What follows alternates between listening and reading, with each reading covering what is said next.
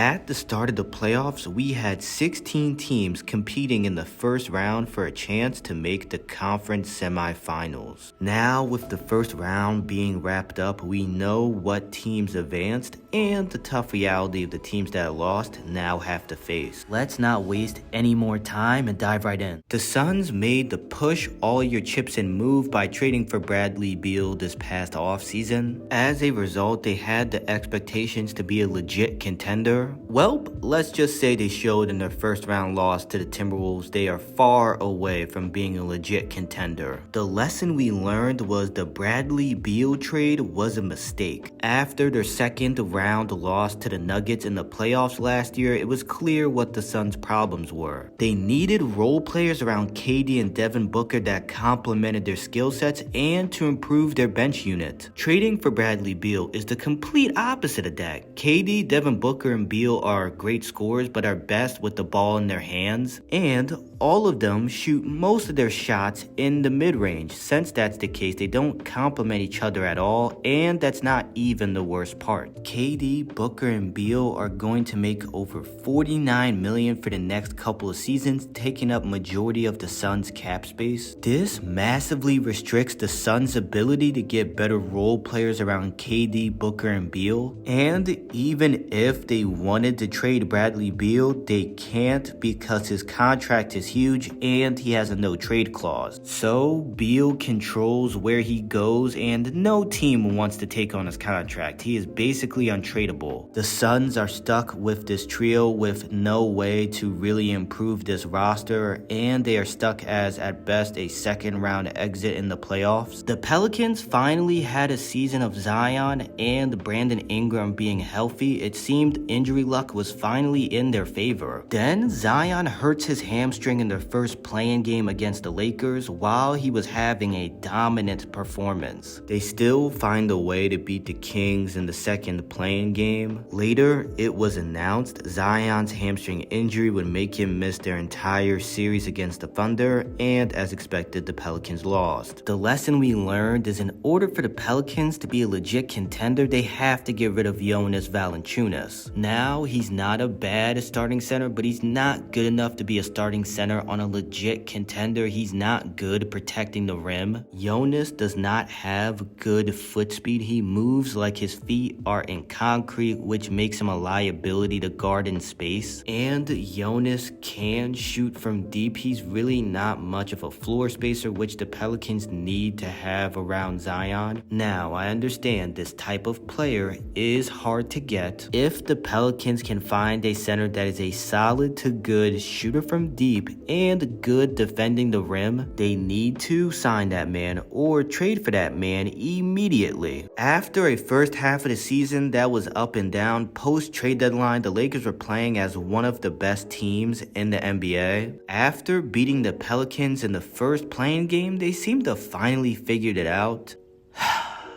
Then they played the Nuggets in the first round and they lost in 5 games. The lesson we learned with the Lakers is Darvin Ham has to be fired this offseason, and it's clearly obvious. Hey, editing behind the arc here. So Darvin Ham was fired while I was editing this video, but I'm going to keep the part why he needed to be fired in the video so y'all know why I believe Ham had to be fired. Alright, let's continue. I mentioned earlier the Lakers' first half of the season was up and down, and that was because Darvin Ham was constantly messing with the rotation. As a result, the role players could not get in a rhythm, which also led to them being very inconsistent. Darvin Ham consistently messing with the rotation really stood out in the months of December and January. During that time, the Lakers had a record of 13-16, which was almost a bottom 10 record in the NBA. Then on February 3rd, when Darvin Ham finally put the starting lineup of D'Lo, Austin Reeves, LeBron, Rui Hachimura, and AD, which was always their best lineup, the Lakers had the 5th best record in the NBA and looked like the team everyone knew they could be if Darvin Ham just didn't constantly mess with the rotation in the months of December and January. The Lakers would not even be a play-in team and had an easier path to make a deep playoff run. After a up and down season, then followed up by their up and down playing games where they lost in a close game to the Sixers, then dominated the Bulls in their second playing game, but during their first playing game with the Sixers, Jimmy Butler suffered a MCL injury. Once it was announced Jimmy Butler could not play in their first round series against the Celtics, to nobody's surprise, they lost. The lesson we learned with the Heat is they finally need to make that big trade for a star player. The Heat over the past couple of years have been linked to multiple star players that became available, such as KD, Donovan Mitchell, and Damian Lillard. Instead of going all in to trade for one of them, they decided to stay pat. Since they've made so many deep playoff runs, they have a false sense of security that they don't need to make a big trade. When, to be honest, they have enough to make deep playoff runs, but when they get to the conference finals, or especially the finals, they end up playing a team where the talent gap between them and the other team is just too big for them to overcome. Now, before we get into the rest of the video, I would appreciate it if you could like this video, as it helps the video perform better in the YouTube algorithm, and subscribe to the channel. I would gladly appreciate it. Man, the Bucks had the craziest season ever. Coming into the season, everyone saw them as a legit contender. Despite having the 5th best record in the NBA from the start of the season to January 27th, the Bucks fired their new head coach Adrian Griffin, and they hired Doc Rivers to replace him. That didn't work, with the team going 12-13 after he became the head coach. At the end of the season, Giannis hurt his calf, which kept him out for their entire series against the Pacers. Dame strained his Achilles in Game 3, which kept him out until Game 6, after Giannis and Dame both missing time in the series. To nobody's surprise, they lost the series to the Pacers. The lesson we learned is they need to get more younger and athletic in the surrounding pieces. The role players in the rotation are 29 or older, with Malik Beasley being the outlier at 27. Also, none of them are athletic, which shows offensively with their lack of ability to get rim pressure. Defensively, it shows with their lack of lateral quickness, which is a big reason their point of attack defense was bad this season. Giannis can't be the only guy able to consistently get rim pressure, and Dame is bad to below average defensively. So they need to get a player that can defend the other team's best shot creating guard to hide Dame defensively, but they don't have a lot of cap space to go sign that kind of player. Their realistic option is to empower their young guys Marjon Beauchamp and Andre Jackson Jr. in that role, and use the pick that the Pelicans swap with them to draft an athletic, lengthy, versatile wing that can contribute immediately. Players like Tristan da Silva, Johnny Furphy, and Kevin McCullough. Getting younger and athletic has to be the main focus in building the roster this offseason, because there were so many times they just looked old. The Sixers were 29-17 in the first 46 games this season and were the 5th seed in the East. Then Joel Embiid tore his meniscus and they free-falled into the play-in, where they did make it out of the play-in. After a tough-fought series against the Knicks, they did end up losing in that series. The lesson we learned is they probably won't ever be a serious contender. And I know that sounds crazy, but hear me out. Joel Embiid is a top 5 player in the league, no question. But he's consistently shown you can only count on him to play max 68 games in the regular season. And he always gets hurt in the playoffs. If you can't count on your franchise player to be healthy in the postseason, you will never make a deep playoff run. Now,